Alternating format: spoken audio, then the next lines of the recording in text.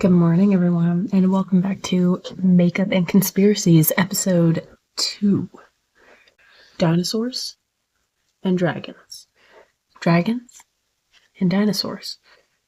Today, we're going to be talking about the conspiracy of, well, there's actually 2 conspiracies wrapped up into this one. Actually, there's 3. That dinosaurs were actually dragons. That dinosaurs and dragons were 2 separate creatures, but the dragons did exist. And then the 3rd conspiracy of they lived at the same time as people. Oh yeah. As always, I will just be sharing research, not my own personal bias, even though I happen to be a huge dragon girly. You guys can take the information that I give you and decide for yourself whether or not you think that dragons did or do exist. So let's jump into it. We're going to start off in 2004 in South Dakota. So hold on, let me figure out what brush I'm going to use. Hot Cheetos. So we're starting off in South Dakota. We're going to join We're going to be joining Brian Buckmeyer and Steve Buckmeyer and Steve and Pat Salisbury Steak, where they stumble upon a skull while cooking Salisbury steaks outside while they were camping. And I know what you're thinking. Wow, that's crazy. Salisbury and Salisbury steaks, like, yeah, of course they had Salisbury steaks on them. These guys probably invented them. Pat and Steve, I guarantee you, they created the Salisbury steak. So why would they not have some on their person at all times? Okay. So anyways, they donated the skull to, I don't know if I think it's just a museum. I don't know which one. I didn't write that down because whatever, you know. They donated it to a museum, and I found multiple sources about this. According to one of the sources, the children coming in, like they did like a contest and got these kids to like put in some names, and the kids named it Dracorex Hogwartsia. But I also found another source that was like, oh, the scientists named it that. I'm like, well, I wouldn't put it past a team of scientists to take credit for something children came up with. So it's also, it's named, like, the name comes from Harry Potter. So I feel like either they're super cool scientists or just super cool kids. And my money is on the kids. So I'm going to go ahead and think that the kids named it that. They weren't sure what it was. They have since decided that the skull is a type of pachycephalosaur, or a pachycephalosaur. However you want to say it. I think pachycephalosaur, like, I think that they were just asking for that to happen, you know? Like, come on, dude. You put a little thought into these names before you go crazy. Some of the paleontologists concluded that it is a similar one to the Stygimoloch, and that they are both, like, different stages of the pachycephalosaur. So, like, all these different skulls are different growing stages. Not all the paleontologists agree with that theory, though. So, like, some of them are like, yeah, dude, this is what's up. This is a baby one. This is a teenage one. This, you can smell the angst coming off of it, you know? And then the other paleontologists are like, no, it's a different thing completely, bro. And they're just very divided on it. They don't know what they're talking about, it sounds like. So, which ones are right? You know what I mean? We weren't there. They weren't there. They're just guessing, it seems to me. Because how can you be that disagreeable? I don't know. They all do agree, though, that it is part of the Pachycephalosaur family. The Pachycephalosaur. Cephalosaur? Pachycephalosaur. We are now going to travel backwards. Back in time, baby. By 4,000 years. To the indigenous tribes of San Rafael Swell, Utah. So we're still in the United States. We're in old Utah. Old Ute. I don't know if I want to go in with purple. Let's do it. Whatever. After this, I have to go take my son to get his hair cut. We're going for a mullet. But yeah, so in Utah, where petroglyphs of a giant flying lizard are found. Now, I put giant in parentheses or quotations or whatever because when I was doing research on this, I could find nothing to show that they were 100% definitely depicting a giant creature. They didn't have any like little stick figure guys next to it or anything. Nothing to indicate that this was a giant creature. However, I didn't see anything indicating that it wasn't either. So, you know, they had these petroglyphs, and it looks like a dragon for sure, but it also looks like a pterosaur. If you've ever seen what they think a pterosaur looked like, it looks very much like that. So does that mean pterosaurs were dragons or dragons were pterosaurs? Does that mean that they were alive at the same time? Because, like, you know, how would they have known what to draw if they'd never seen it before? And I know it looks bad now, but you gotta just stick with it until it starts looking good. Fast forward 2,000 years or so to Canada, the indigenous tribes there. The Anasazi. They made petroglyphs depicting a giant. Again, giant is the term used, but I saw nothing to indicate that it was indeed giant. A giant lizard. I don't know. Was it? Was it not? Who knows? It does look like a Stegosaurus.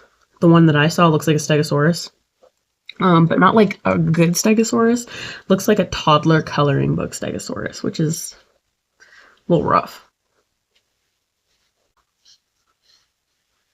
Oh, there we go. That is a very, very nice purple. Ooh, I'm kind of going for like a purpley green dragon look because, believe it or not, that actually fits the theme. Whoa.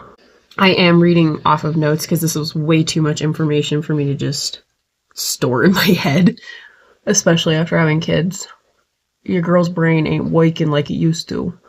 The brain ain't braining, if you know what I mean. If you know, you know. We're moving into 1966 in Peru, where a farmer named Basilio Uschoya finds a whole bunch of stones depicting dinosaurs, and actually people riding the dinosaurs. If you've ever seen the video game Ark, or I guess there's also a show of it on Amazon. The game is better. It's literally exactly like that. Like when I saw the picture on Google, I was like, actually DuckDuckGo, because I'm not using Google, I use DuckDuckGo. But anyways, I saw the picture and I was like, yo, that is exactly like Ark. I wonder if that's where they got the idea. Or if they just came up with it themselves. I don't know. Regardless, homie finds these stones. And so just keep him in your head. Remember that guy for a second. The stone finder fella from Peru. And we're going to head on over to Javier Cabrera. He is gifted one of these stones by his father, I think. I think it was his father. Anyways, he's given one of these stones and he's like, hold up, what is this? and he looks on it and he sees what he believes is a long extinct fish. And he's like, yo, this thing hasn't been around for a hot minute. Where did you get this stone? So he finds Basilia, whatever, what's his name? Basilia Ushoya. I think I'm saying that right, but if I'm not, sorry. You can let me know if you want. But anyways, they get together. He finds this guy. Turns out he has like a heck of a lot more of these stones. But there is some like controversy around it. They're like, did you make these stones? Did you make these stones? And then eventually he's like, okay, you got me. I made them up. I made these myself. But there are apparently a lot of people that are like, did you though? Or did you just get coerced into a confession of something that you didn't do? Interesting. Because there were some found in the 1500s, which like 1966, 1552, a lot different. I don't think he was popping those things out, carving them little Rockies out in the 1500s. Maybe he was, maybe he's a vampire, and he used his fangs. Now, there's an idea. Anyways, a lot of people are like, that just doesn't add up.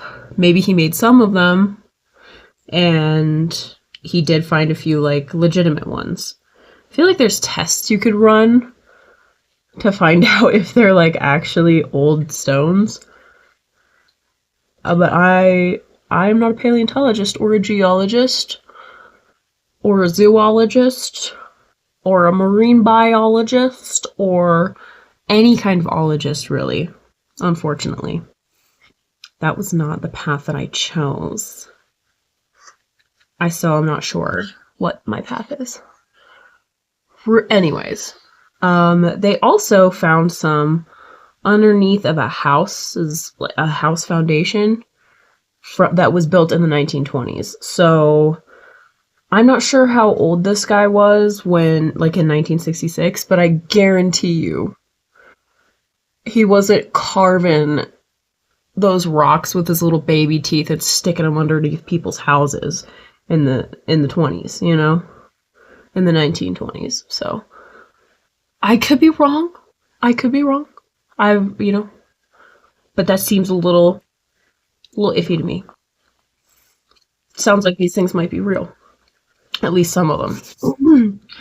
So this, like, them depicting people riding these dinosaurs, many people believe is a clear indicator that we did indeed have dinosaurs or dragons alive at the same time as people. That is still a very controversial thing. A lot of people are like, how dare you even think that? There's no way. My husband is one of those people, because I've talked to him about it before. I don't know where I stand on that, because I don't know. I wasn't there, you know? And it doesn't really matter where I stand. I'm wondering where you guys stand after this video. What do you think? You'll have to let me know in the comments. That ties into the theory that they were alive at the same time. And now we're fast forwarding to 2017 in China, where I think it was an 18-meter long, what looked to be dragon skeleton was found. I'm trying out a new foundation, so we'll see how this goes. Ooh, maybe not. Ooh. I don't want to take off my Shrek hood. Okay, anyways. It's found. It's got disproportionately short arms, like towards the front where, I don't know, wings on a dragon would be. And it also has a skull that kind of looks like a cow skull. So it very much ties into the look of the traditional dragons that you see that like fly through the air and such. Hi. My baby is talking over there. Um, so I don't know. What I could find about this was just that they just found it on the grass there. And the pictures and videos that I saw, it looked like it was still like in the process of decomposition, which like if it's thousands or millions or hundreds even of years old, it would not still be decomposing, dude. So that's a little odd. And then also, like, it's not just going to be chilling on top of the grass perfectly put together unless it had just died right there recently. So either this thing was like those things are still alive and we finally found one that just recently died, or it was a movie prop, which is what the officials in China, I think, decided that it was. I never actually found an actual, like, hey, this is what we have officially decided happened. But they thought that it was a movie prank or movie prop used as a prank to trick people. And also, please note that if the locals thought that this thing was real, they were being extremely disrespectful. They were climbing on it and taking videos while like pulling the horns and stuff.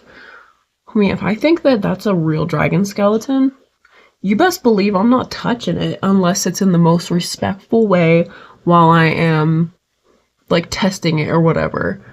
And also, I don't know, I never found a conclusion, but I feel like they could have easily tested it and been like, oh, surprise, this is made out of plastic or, you know, whatever.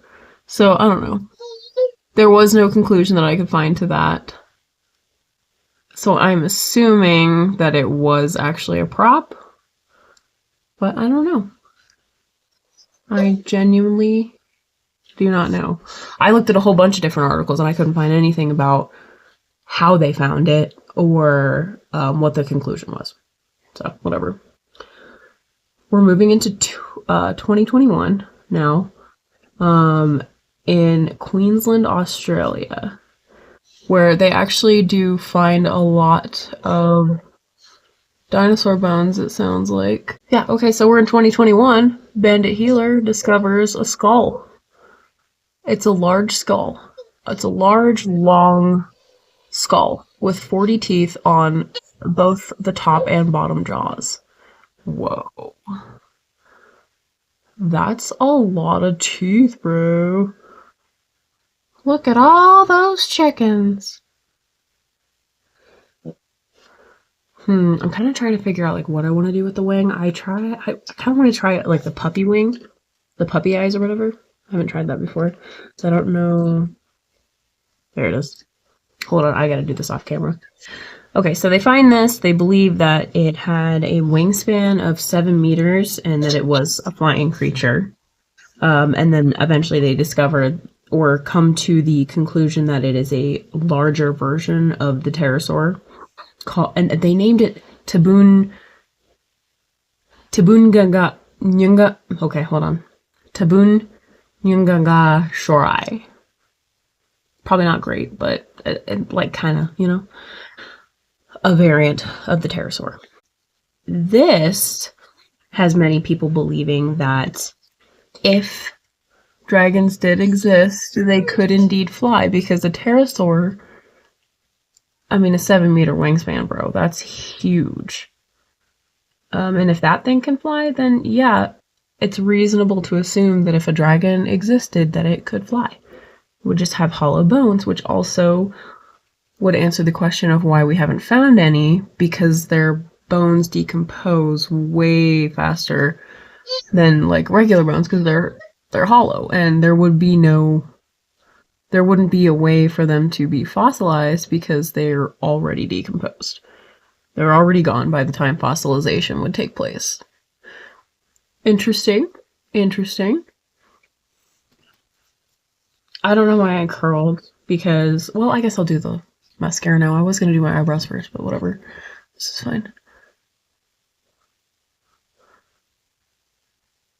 Now, this idea that a dragon could indeed fly, thank you to the fact that pterosaurs could fly. We don't know this for sure. Ties into the idea that a T-Rex was actually a dragon. Many people believe this is like a full-on thing. A lot of people believe that T-Rexes were actually dragons and their arms were actually wings.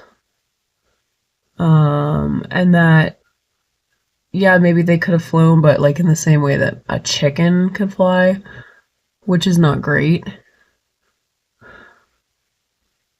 And then I do believe, I can't remember where, when, who, but they found living tissue on a T-Rex bone or fossil or whatever. And they have since been like, oh, well, sometimes that can happen. I don't know. Seems a little sus. And especially because we're, with this information, hold on to that, the fact that they're, like, switching up their information here. We're heading to Alaska. To the boneyard of John Reeves, where his biggest discovery is a mammoth tusk with a blue, like bright blue, electric blue feather. Think blue from Rio. Like that blue. It's not a big feather, it's just a little guy, but he finds it inside of a mammoth tusk that he finds. And he's found like a lot of mammoth tusks. Bro. He's found a lot of mammoth tusks, but that's the only one he's found with a blue feather in it. And according to a few different sources, his discoveries have changed a lot of what paleontologists and scientists and all that thought they knew about the Ice Age. So his discoveries are essentially changing factual information that they have. But then the same people go on to say that, oh, well, they don't know how that blue feather got there because there were no blue feathered birds in Alaska during the time of the Ice Age. And it's like, okay, well, the feather's there, dude. The feather is there. It was discovered there. So somehow it got there. It got there. It's there. There is no denying it. It is there. And they just said that his discoveries are causing them to change some things that they think about the Ice Age. Well, do you think that maybe you could be wrong and that there was indeed a type of blue-feathered bird in Alaska at that time? Or perhaps, which this theory holds water to me, Mr. Mammoth is trucking along. He's heading to Alaska. He's like, oh shit, I'm going to be late for dinner. He's hustling.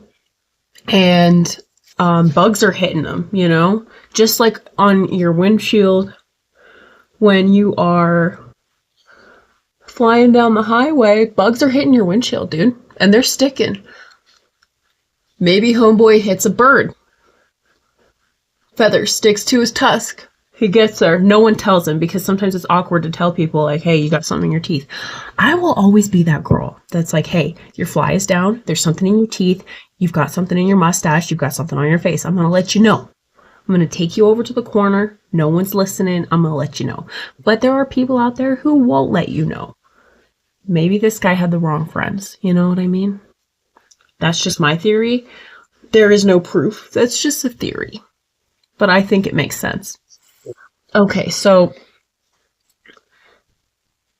with that information that they're changing what they know about stuff, I don't think that we can factually say to too many degrees that they know for 100% that anything is exactly how they are saying it is, or was, or could be,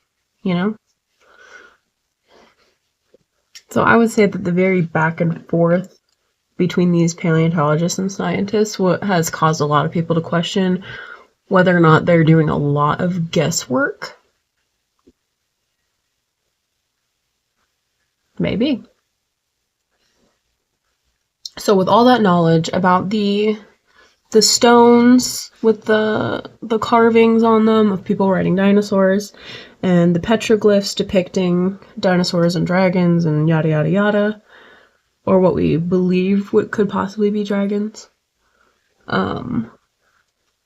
It's not, and with the knowledge that creatures like the bombardier beetle exist, these things spit like a fire acid.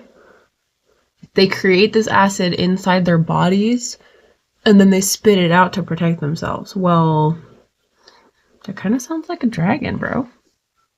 Add on the fact that they can't really seem to come to an agreement on what Dracorex Hogwartsia, like what its genealogy is, I suppose. That skull really looks like a dragon, dude. Plus, add in the information that we know about mythology from all kinds of different cultures and times from across the world. They all depict a dragon of some kind. Well, that's odd. Now the dragons are different, but maybe there's just different species of dragon, you know? It seems weird that they would all depict something like that. Were they being dramatic and philosophical? Or were there really these crazy, like, acid spitting flying creatures that were just chomping down on people while they're trying to plant potatoes, you know? We may never know if these wild creatures really did exist or if they and dinosaurs were one and the same. One thing that we can say for certain is that before 1842 and Sir Richard Aaron's, dinosaurs were called dragons, officially. So thanks a lot for that, Richard. Thanks a lot, Richard. Thanks a lot. Are dragons and dinosaurs one and the same? Were they two different creatures that lived at two different times or at the same time? Were dragons real, and did they give piggyback rides to thrill-seeking pedestrians? I think that's the only question we need an answer to is, can you ride dragons with a saddle, and can you ride them bareback? Let me know what you guys think in the comments, and if you like this kind of content, go ahead and give it a thumbs up and subscribe if you want to. I'm going to try to put out one of these videos once a month, and then maybe eventually I will get comfortable enough to do every other week or every week. We'll see how it goes. Thank you guys for watching, and stay baked.